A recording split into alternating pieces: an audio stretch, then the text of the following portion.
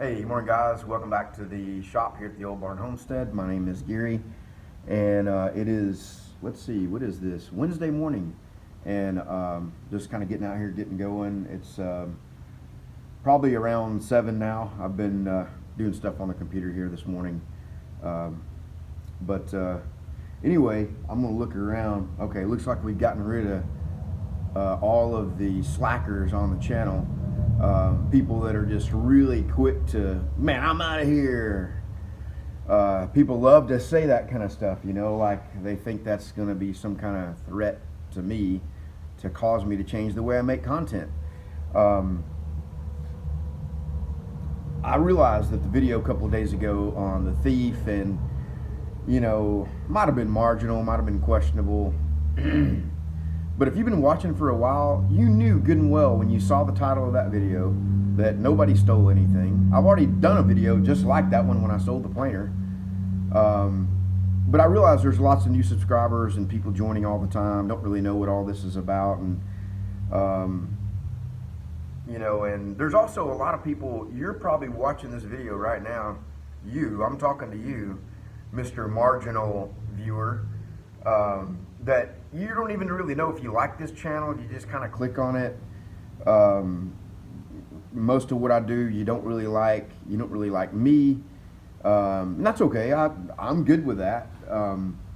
So you're kind of marginal anyway. So the least little thing that I do that you don't like, boy, you're gonna be gone. So I'm happy to get you gone. You know, if you want to, you know, leave the channel, go. I'm not making it for you guys. I am making it for the people that want to see what's going on, that want to know what it's like kind of day in, day out, trying to make a go of starting your own business, what the ups are, what the downs are, new equipment, new tools, selling equipment, you know, what are those kind of things.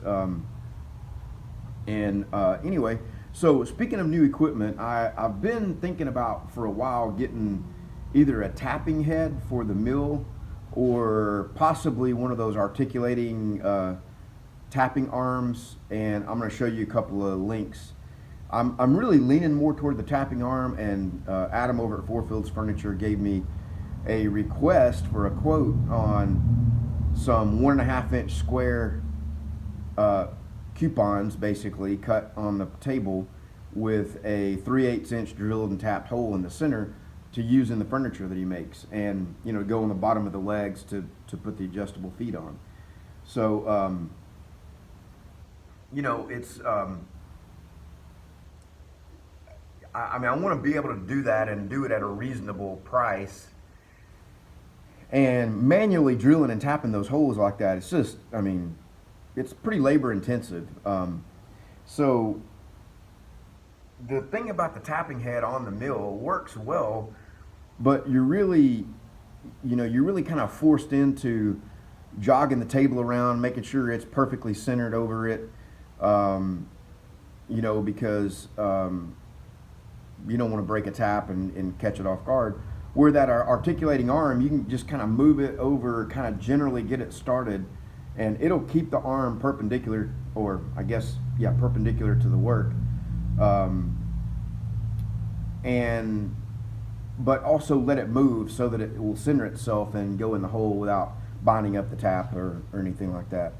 So, and I've also, you know, I've got those table kits that I've got the one option for the bolt together setup, which has 64 holes that have to be drilled and tapped. So I need some better way to do that. The prototype that I made, I tried to power tap a couple of them. I broke one tap, and then I ended up just hand tapping all the rest of them. And I don't know how much time I spent on that, but it was way too much. And speaking of that, I did go, you know, from my original video, I went on eBay and on the website and changed the pricing on those kits to exclude shipping. So now if you buy one, you've got to pay shipping separate, because shipping's about $75.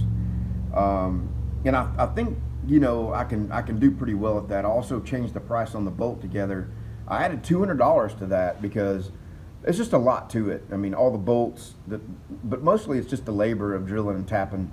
And You know, I didn't know how many of the orders I'd be getting in for that. So far, I've not actually sold a bolt together. All the orders that have come through, which have only been 3, I think, or 4, have been for the weld together. But anyway, so rather than just ramble on forever, I'll take you guys around, show you some stuff I worked on yesterday, and let you know what the plan is. But if you have any thoughts on the or the, should I get like a Tapmatic or Precunier tapping head for the mill, which, I can use that for other things as well. So there's advantages to that.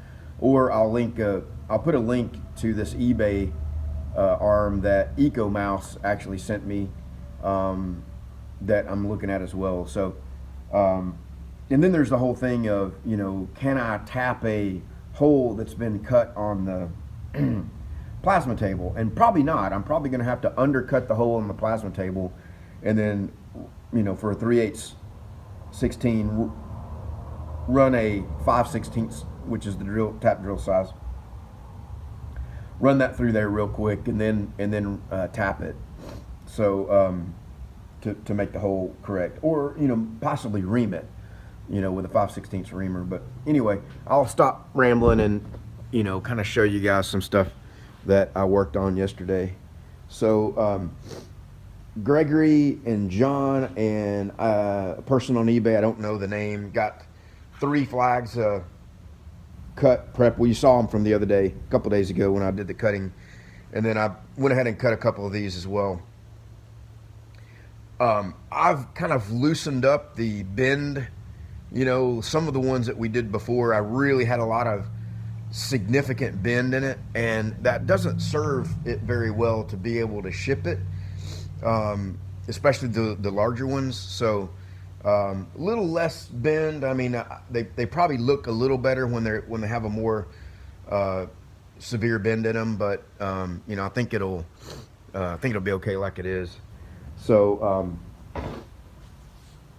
lots of people have commented on the gantry crane and and that kind of thing. What I really want to do is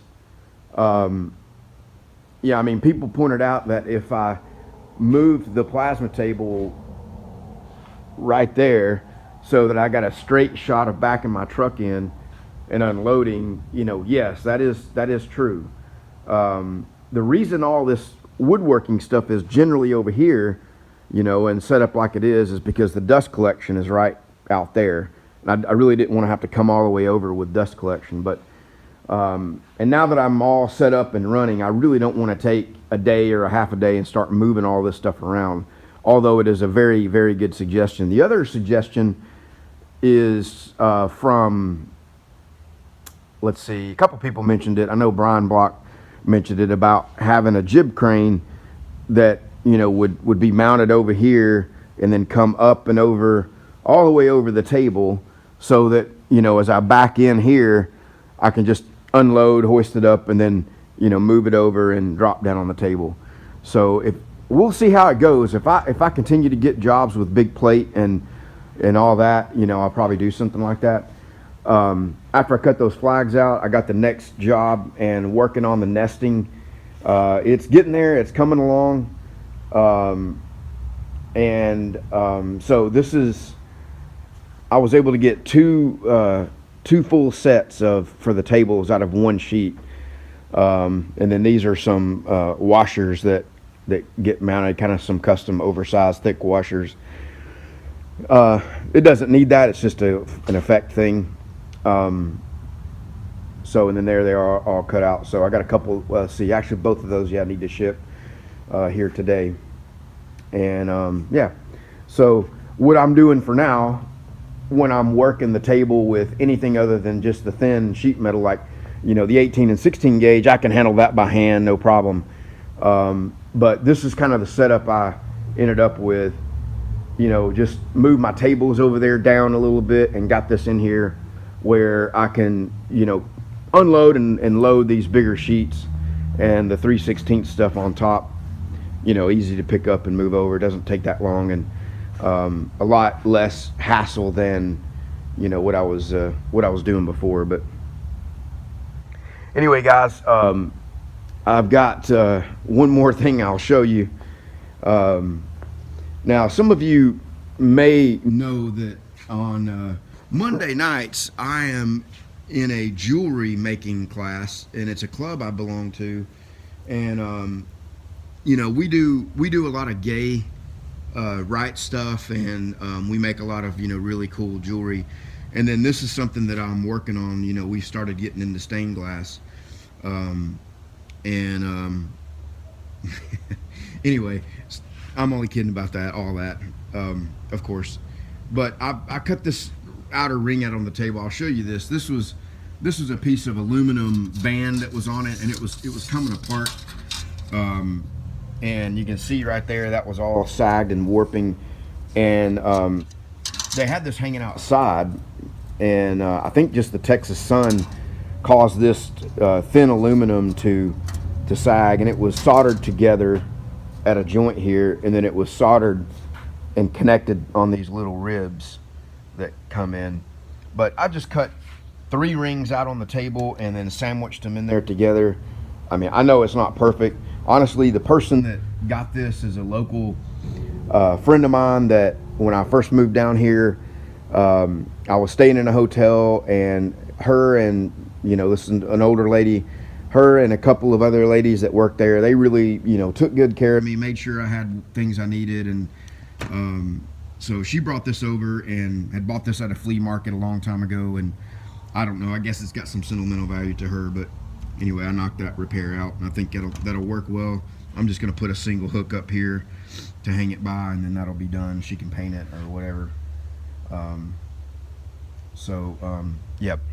I had Lonnie out here helping me yesterday. He did a lot of the prep on that, and then he actually, I mean, I was cutting on the table, and he was, you know, doing prepping and fabbing. All right, guys, that's way too much rambling. I'll see you guys later.